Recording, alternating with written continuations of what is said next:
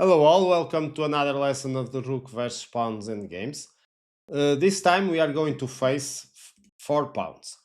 When facing 4 pounds, you need to remember that normally the Rook loses. So, in the most common situations, you are just trying to play for a draw. Sometimes we are able to draw, like in this position, where the pawns are not yet too much advanced, and our king is in the most favorable position to fight for a draw, that it's in front of the pawn. So basic strategy will be to harass the enemy king with checks, and then when the king leaves one or another pawn, we attack that pawn. And so the strategy basically is to keep black occupied and not able to progress in that way. Let's see here how to do it. First, one rule I like is if the king is already in front of the pawns, then I like to go to the other side with the rook. So playing here rook h8 is the best. Then, for example, black tries to progress with the pawns, but now the strategy is give a check, the king moves, attack one unprotected pawn, forcing the king to come and protect it again. Then we give another check, and so the king has the hard choice of going to one side or another, and then we attack again the pawn. The king comes back, and so you see it's not able to progress. Let's see, for example, if here the king goes over here, then we simply attack again unprotected pawns, and when the king moves, we take one, and now it's still a draw, but it's most favorable position for white. So basically, black, from the 4 pawns perspective, also needs to be practical and not play smart. Otherwise, things also can get ugly. But normally, we are in an exception. Let's just show you this in practice, because it's impossible to cover all theory, of course, and sometimes giving some practical examples like here. Let's start and play against the engine and see what happens. And as you see, it plays the same move I had preview. Now I attack the pawn, and now I attack the king. So the king, as you see, tries to advance a bit more. So again, I will attack the pawn, forcing the king to come back, and as you can see, it's gonna be a repetition very, very fast. Again, let's play against the engine. Again, he chooses the same move. We play the same strategy, attacking the king, attacking 1 pawn, attacking the king, attacking 1 pawn. Not necessarily always like this. You need always to be paying attention and do the smart calculations, of course. And again, it happened again. So one last time to show you. I don't know if the king will do a different thing. Oh, I'm not seeing him doing nothing. Well, this is just showing you that the engine also agrees this is a draw. So let's move on to another position, a bit harder, because we are now facing this from black perspective. So the white pawns advance to this side, and as you can see, our king is not in front of the pawns, so this makes it far harder. But anyway, we are able here to draw. We just need to pay far more attention, because this is not an easy position to play with a rook. And basically, what we will want to do is to try to catch 2 pounds. This is the main strategy. We are going to see an example of it. We are going to try to catch 2 pounds, like let's see, for example, over here, 2 pounds, and then get our rook to sacrifice to one of the most advanced pawns, because it's unavoidable that the pawns are going to advance if white tries to win, and using the king for controlling the last remaining one. So this is not easy if you are not aware of the strategy. But if you are aware of the strategy, it becomes a bit simpler. So here we just give a check, cutting the king for one side of the board. So the king decides to go up. And here we take the chance to centralize our king, to approach it from the pawns like this one. Now, white normals will try to keep advancing the pawns. It starts with the pawn, now becoming the most advanced one. So we keep controlling the center with our king. And now white has some possibilities. Let's see some of them. Let's start by this one. So bringing 3 pawns already together. So the threats is to go with G pawn more ahead. And so here we use a similar strategy like we did in the previous example to go and try to arrest the king. So we move the rook to a8. So that's where we can threat to check from down here. And now, for example, if the pawn advances, we give a check. And here, a critical situation, we need to be very careful. So we threat with the king to take this pawn.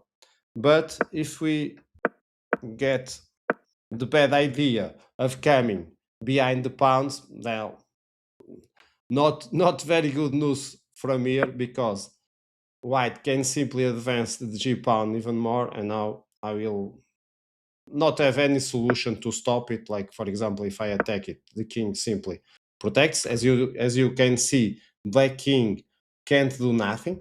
It can't approach G pawn, so the G pawn advances again. Now I bring the king, and it will be impossible to stop here. And now playing with 3 pawns against the king, it's a win for white, as you may see. So we always need to pay attention. So here the correct move is to attack the pawn. Let's go to the main plan, advancing G pawn. But now I have time to give a check, so I just grab the first pawn. Remember the strategy of grabbing 2 pawns, then preparing the rook to sacrifice to the most advanced one, and having the king controlling the remaining one. So here the king comes to help the G pawn to promote. I give another check, and now I take the pawn. So I have now the 2 pawns I intended. Of course, the G pawn goes ahead. Now I attack. The idea is, if the pawn promotes, then I take this pawn with check, and when the king moves to the side, I will check and then take the queen. So this is controlled. So the pawn controls the checking with, but can't avoid me to control the promotion. So the king now helps the promotion. Now look how I use my king to control the other pawn. Basically, I am approaching this pawn, of course, threatening to take it, but the main idea is to control the access to the last stage pawn. And so the queen promotes, I take the queen, the king takes, and now it will be impossible for white to save the game. It will be a draw. So as you saw here, this was one situation. Let's see another tries from white. Let's see, for example, if white tries to go with the h pawn. Same idea. I bring the rook down to prepare to arrest the king with checks. Now the white side tries to advance with h pawn. What I do is I give another check. When the king moves, I give another check. Can I take the pawn backwards? Well, yes, it's 1 pawn down. Again, I need to take another pawn before preparing the rook to sacrifice and then use our king. So now the pawn advance. I attack the pawn, forcing the king to protect it. See how I bring my king. We are already, if this pawn advance, I can take the other one, and then I can sacrifice the rook for one while the king controls the other. So again, the same strategy applies. The pawn advances again. I attack 1 pawn. Just see that we need to always be patient, not trying to play too fast or in a bad way. So here we give a check, forcing the king to come back. Now I can take the pawn, because when it promotes, I am ready to sacrifice the rook. So now I have 2 pawns. The queen promotes, so check. The king protects, and it's over. It's another draw. One last one. In this situation, let's see, for example, if white goes with a kind of perfect chain, but now with 4 pawns. Well, that doesn't change a lot. We keep the same strategy of going with the rook to arrest the king. Okay, notice this, I don't want to go over here. Okay, I just want to keep distance forcing the king to move, and again checking again, and again checking again, until the king decides to go back. So again, I will try to harass from the distance. So my idea is to come checking from behind now. The king comes back, and so there's no progress. Okay, let's see now this in action again, because this looks simpler when I am explaining to you. But if you try to play this on your own against the engine, something that I always suggest to get a real feeling about the position, so you go from theory to practice in a more good way. So here, let's play against the engine. Check. Okay, now I have centralized my king, and again, okay, we saw this before in the theory. Now I don't waste time. I just give a check, and I will check, and I will check. So here another check, and it's a draw. Let's play another. Let's see what the white engine does. So now we approach our king, and then again, okay.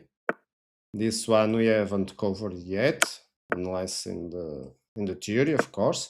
So here, as you can see, the engine doesn't give much fight, and it was a fast draw, not that okay. Let's see if the engine comes. Yeah, it comes down, but again I will just keep checking, and okay, it's another draw. Let's try to see if the engine also helps to find here some more. Okay, this one I am tired, so let's see something from here. Let's try over here. Okay, it gives here, here, and here. Let's see, for example, if white makes the mistake of abandoning the position it had. Well, this allows us to bring our king, and now things can become good for black, because we are now threatening checkmate. So now we have time to check the king and take one pawn.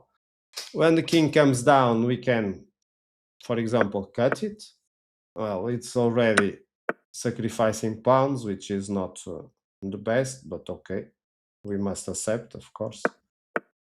And here, okay, we are controlling the other pawn, so maybe something like this, threatening checkmate. Now I can attack the pawn, so I have time, and as you can see, suddenly I am winning. But of course, this was only because over here I forced the white engine to go to the wrong side. There's no useful conclusion about forcing the engine, but okay, just it was just for pedagogic purpose. Okay, no need to see much more. Just remember, we come with the rook, approach our king, then we go down to arrest the king on the last rank, and so on. Hope you have enjoyed. See you again in future lessons. Bye bye.